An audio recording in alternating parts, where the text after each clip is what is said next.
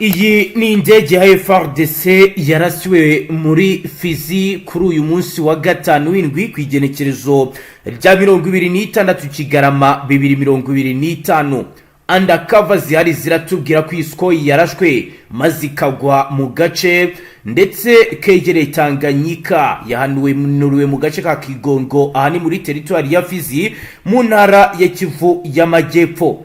Amakuru aravuga ko iyi ndege yarashwe mu gihe yari yiriwe igaba ibitero ku birindiro by'umutwe wa FC birimo ibizagabwe mu gisagara cya Bukavu. Biravugwa ko byahitanye abarwanyi benshi ba M23 M23 ihitamo kwihimura, maze mu gitondo cyo kuwa gatanu nayo ikaba rero yaje kuraswa. Ariko biravugwa kandi biremezwa ko M23 yarasiwe ubwato bwari buri mu kiyaga cya Kivu. Biravuze uti FARDC yarashe ubwato bwa M23 mu kiyaga cya Tanganyika, maze abasirikare bose baba Navy Force ba M23 bashirira muri aya mazi. Tubahaye ikaze kuri page yanditseho amakuru, tureba akantu ku kandi.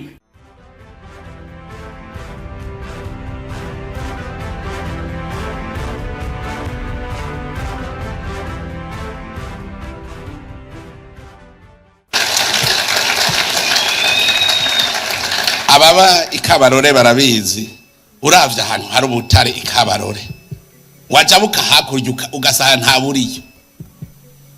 Imana urabona ingere igira urubibe hari ikabarore over barabizi. Genda hagi murehe mu Kirundo raba sagufi rubibe, hajya hakaba huzuye inzahabu, korota, kasiterite, wolframite, mugabo hajya hirya eka urubibe rugacaruza nyene ati naha.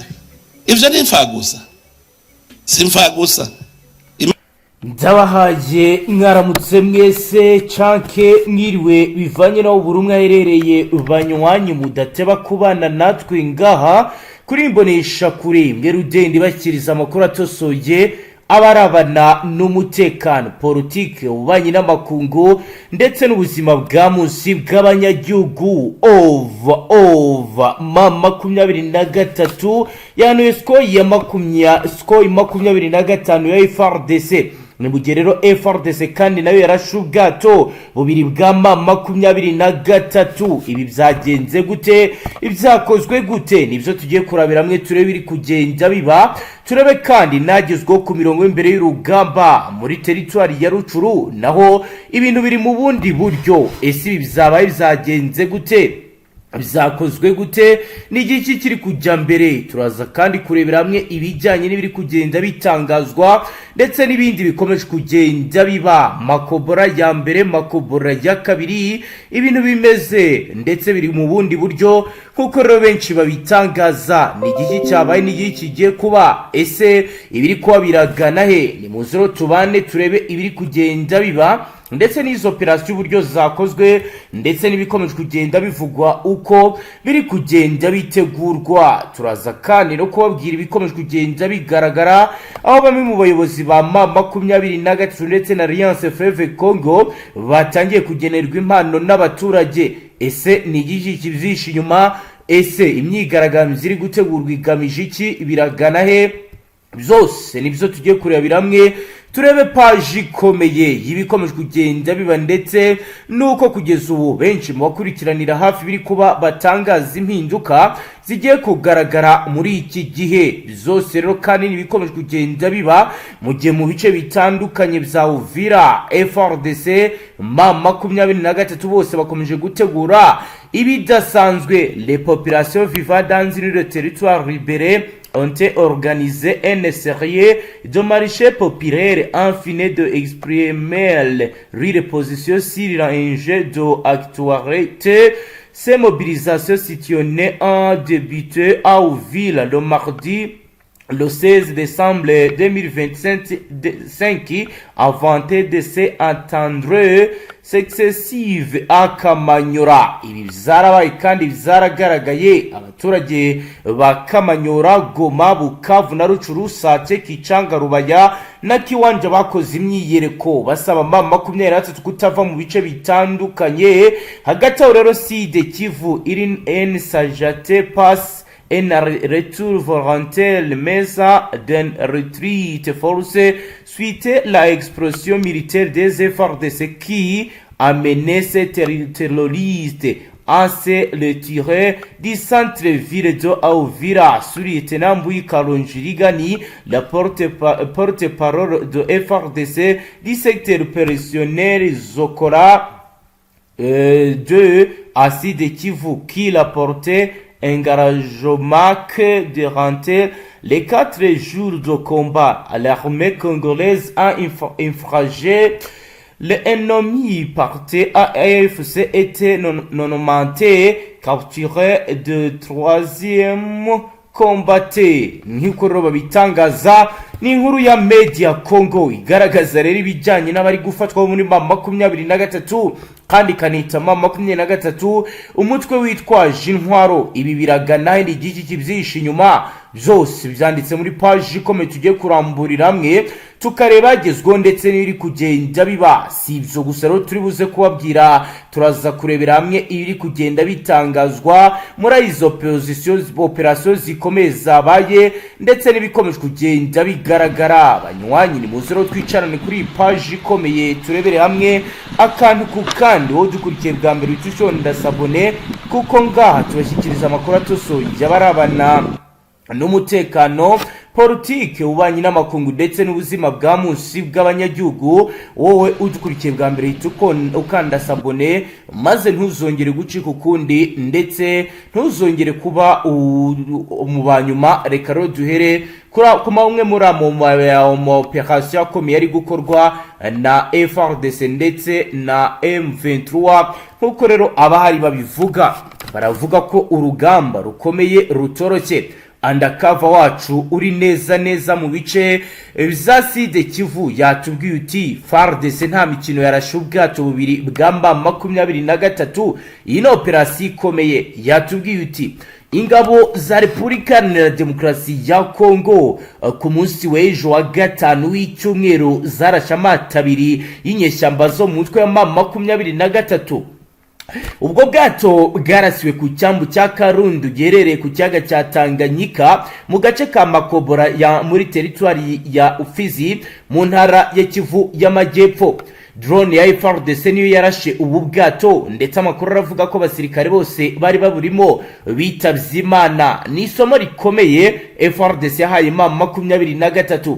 Usibye kuba AFC yararasiwe ubwato, amakuru avuga ko no kuwa kane ni mugoroba ingabo ziri muri Makobora zavuyeyo birangira FARDC na Wazalendo binjiye muri aka gace nyuma y'iyi mirwano yabaye mu misozi yahitwa Kasekezi, Bangwe, Ngururu, Makobora n'ibice bikikije uriya muji muto uri hagati ya teritwari ya Fizi ndetse na Uvira. Andi makuru yo aravuga ko kuwa gatanu imirwano ikomeye yongeye kubura hagati inyeshyamba n'ingabo zirwana ku ruhande rwa leta ya Kongo mu gace kaitwa Katongo mu nkengero z'uduce twitwa Kingongo n'ahitwa Kibimba duherereye mu birometero bibarirwa mu 8 uvuye ku cyambu cya Uvira. Nkuko amakuru bigaragaza ni mu gihe kandi kugeza ubu andi makuru akomeye hari nuko umutwe wa FARDC ku munsi w'ejo kwa gatanu nawo kwigenekerezo rya 26 2025 nawo wakoze indi operasiyo ikomeye uhanura indege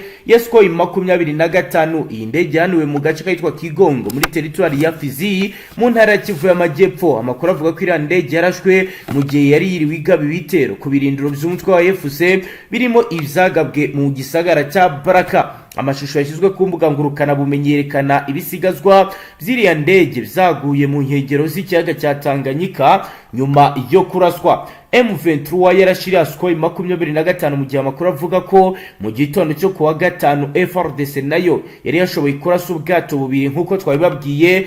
Bikaba rero bibiri kwa mu gihe Roko Informa atubwira ko operasiyo ikomeye cyane simusiga ihuriro rya FARDC bakoze aho bashakaga kwisubiza ibice 23 bafashe, aho baburijwemo operasiyo ikomeye basaga nkaho bari kwiba umugono iri huriro rya AFC bazi ko bagiye kwizihiza Noheli. Ni imirwano ikomeye karundura yatangiye ku itariki ya 24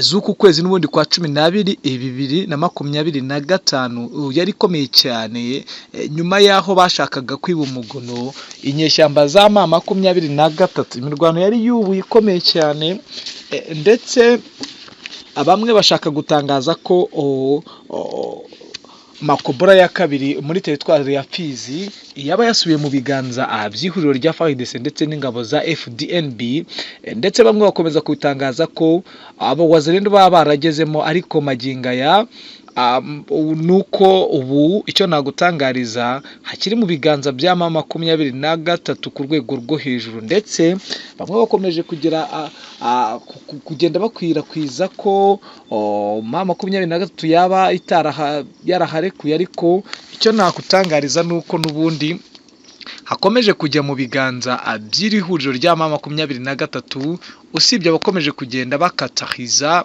ku rwego rwo hejuru. Icyo nagutangariza ni operasiyo yasize ishegeshe igisirikare kiri huriro rya FARDC ndetse na FDNB, ariko n'abatari bake mu ihuriro rya AFC bahasize ubuzima ko n'imirwano karundura yari iteye ubwoba.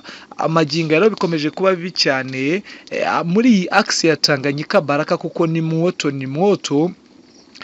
nk'uko bigaragara neza yuko bizaba bigoye cyane kuba M23 yafata izi axe ishaka gufata mu buryo bukomeye cyane, kugira ngo irebere hamwe buryo ki yakwavansa urugamba, kugira ngo irebere hamwe buryo yakomeza kwavansa kugira ngo igere mu ntara ya Tanganyika ndetse ni mu ntara ya Katanga, aho hakomeje kugenda hagaragara ko bikomeje kuba bibi cyane ku rwego rwo hejuru, ku buryo n'ubundi hazaba isibaniro, kubera ko M23 iri gushaka izi axe, ariko maginga ya ihuriro rya FARDC ndetse n'ingabo z'u Burundi zamaze kumenya neza ko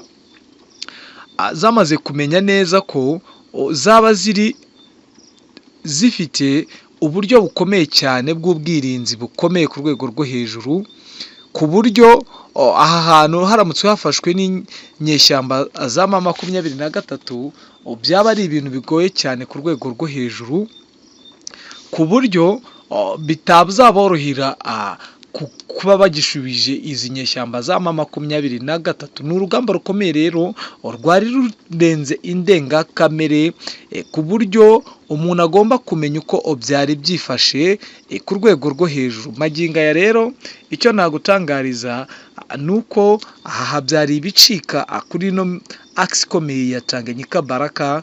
Maginga ya biragoye cyane, biranakomeye ku rwego rwo hejuru.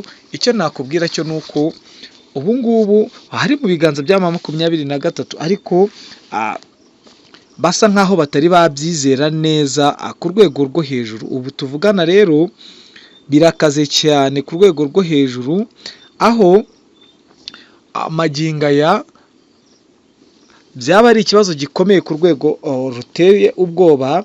Abaturage bakomeje kugira urwikango, ndetse bikaba byasubiye udubi mu gihe abantu bari batangiye kugira icyizere ko n'ubundi bagiye kubona umutekano n'amahoro, ariko byahise bisubira irudubi. Maginga rero ni ukumara urujijo ku batari bakeya bari bazi ko ubwato bwarashwe ari ubwa M23 bwari Karundu. Ahangaha n'ubundi ni mu ntara ya Tanganyika. Abenshi rero bari bazi ko ari ubwato bwa M23 bwagezeyo, ariko icyo twabatangariza ntago ari ubwato bwa M23. Mu biganiro byacu tugiye gucukumbura turaza kubibasangishamo tubabwira uko situation imeze. Ahangaha hari urwikango rwinshi, kuko bakeka ko M23 yaba yarageze muri uno mujyi wa Tanganyika, aho bavuga ko bashaka gufata umujyi ukomeye wa Karemi wo muri Tanganyika, kugira ngo barebere hamwe buryo ki bagenda bagura aya ma axe agiye atandukanye. Nakubwiye ko axe ya mbere ikenewe ari iya Tanganyika Baraka. Amaginga yabaye isibaniro ry'imirwano ikomeye cyane, ariko ubu icyo nagutangariza nuko n'ubundi isaha ku isaha iyi M23 ishobora gukora akazi katoroshye cyane igakuramo iyi axe isa nkaho ifite ikivuze ku mirwanire gukomeza yavansa mu bice bigiye bitandukanye. Maginga ya rero birakomeye biragoye cyane kuko icyo nakubwira nuko ihuriro rya FARDC n'ingabo z'u Burundi FDNB barasa nk'abatyaye cyane kandi bafite misiyo ikomeye cyane nk'uko bagenda bakihezamo gake ariko bakazana imbaraga zikomeye cyane. Icyo nakutangariza maginga ya ni mu bindi bice ku yandi ma axe nanone iriho imirwano ikomeye ni mu karere n'ubundi nako kabaye isibaniro ry'ingabo z'u Burundi za FDNB aho ari mu karere ikibazo gikomeye cyane mu karere ka Bibogobogo aho bikomeje kugenda biba bibi cyane ni muri ibi bice n'ubundi bikomeje kugenda bibamo ikibazo gikomeye ku rwego rwo hejuru. Maginga ya biragoye cyane kandi biteye ubwoba ku buryo bukomeye cyane ku rwego rwo hejuru aho mu Bibogobogo ingabo z'u Burundi zikomeje kugenda zikora akazi katoroshye niho umutekano ukomeje kugenda uburira ku buryo bukomeye cyane. Maginga ya rero n'ubundi ikibazo gikomeye cyane iyi Bibogobogo n'ubundi ni icyaro kigaragara muri Middle Plateau ikaba nyine n'ubundi muri secteur ya Mutambala sector aha ni muri teritwari n'ubundi ya Fizi aha ni muri Kivu n'ubundi Kivu y'Amajyepfo ariko hakaba hakomeje kugenda kuba imirwano bitewe n'uko ingabo z'u Burundi ariho zisa nkaho ziherereye cyane ku buryo bukomeye cyane. Ni ikibazo rero gikomeye giteje urujijo muri ibi bice ariko maginga ya ibice bimwe na bimwe bigiye bifite umutekano. Nakubwira ko nko mu misozi miremire n'ubundi za Minembwe Concentre hakomeje kugaragara umutekano ukomeye cyane kandi umeze neza ku rwego rwo hejuru. Maginga ya rero icyo nakubwira cyo nuko abari bazi ko Noheli iri buribwe neza kereka uduce tumwe na tumwe n'ubundi nitwo dusa nkaho turimo kuribwamo Noheli nta kibazo ndetse bamwe bakaba bagiye gusenga. Maginga ya ibintu ni uburyohe cyane rwose kugeza ubu abaturage batangiye kubona ko haba hari agahenge gake gake ariko icyo nakubwira cyo muri aka gace ka axe ikomeye cyane mu mirwanire Tanganyika Baraka ho Noheli bayiriye nabi ku rwego rwo hejuru. M23 yayiriye nabi ko yagabweho ibitero karundura bikomeye cyane ku buryo byatumye hagaragara ko hari ikibazo gikomeye muri ibi bice ndetse icyizere cyari gihari gisa nkaho cyatakaye kubera ko abantu benshi bari bazi ko M23 yaba yarahafashe neza burundu ariko bigaragara ko isaha ku isaha n'ubundi basa nk'abaharekura kubera yuko iri huriro rya FARDC ndetse n'ingabo z'u Burundi batyaye mu mirwanire nk'uko twabyiboneshereje amaso yacu. Birakomeye cyane kandi biragoye ndetse ntibiza gushobokera M23 ifite umugambi wo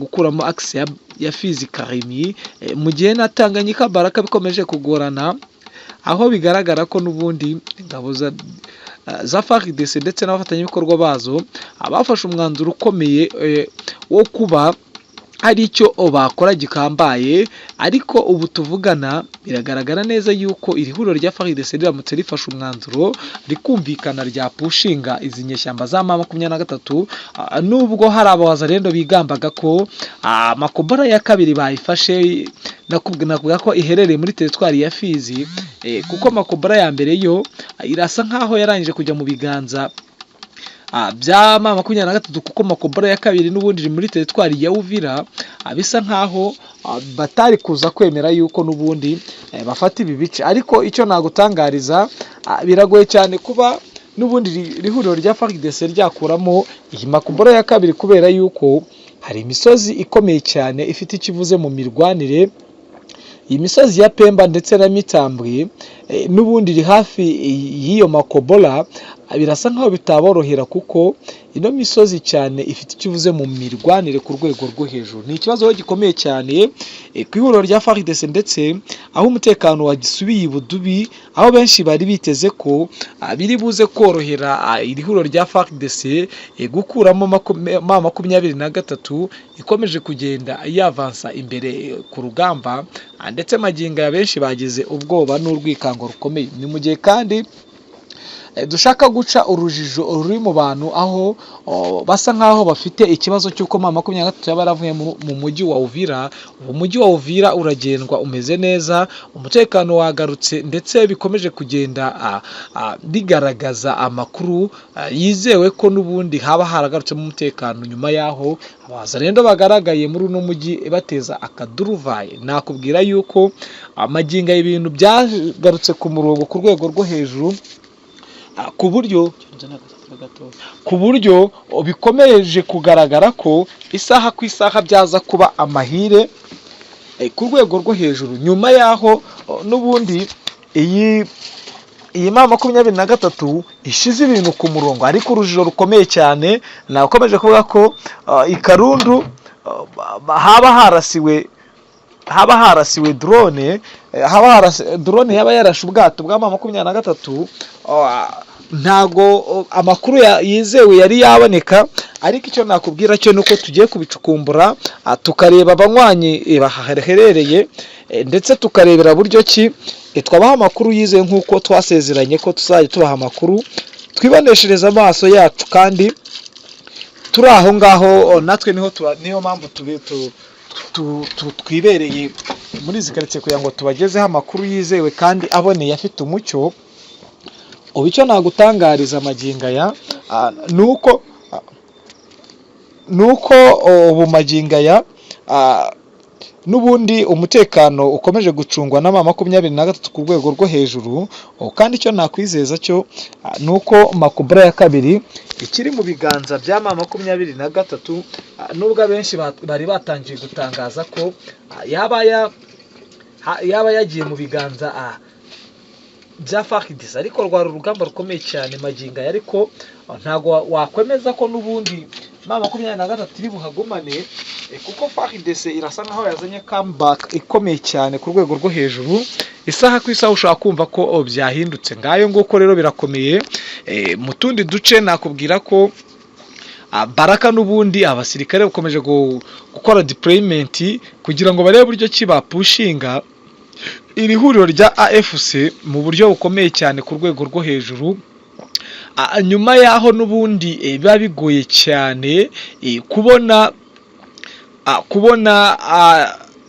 abasirikare ba M23 bigaragara ko ari bake cyane, ariko bakabasha gusunika izi ngabo zigiye zitandukanye. Nakubwira yuko iri huriro rya FARDC ririmo abasirikare batari bakeya, aho harimo ingabo za FDNB zicyaye mu mirwanire, abasirikare n'ubundi b'igihugu cya Repubulika ya Demokarasi ya Kongo FARDC, abawazarendo n'ubundi ugakubitiraho abacanshuro, ugakubitiraho imitwe yitwaje intwaro FDLR, Mayimayi.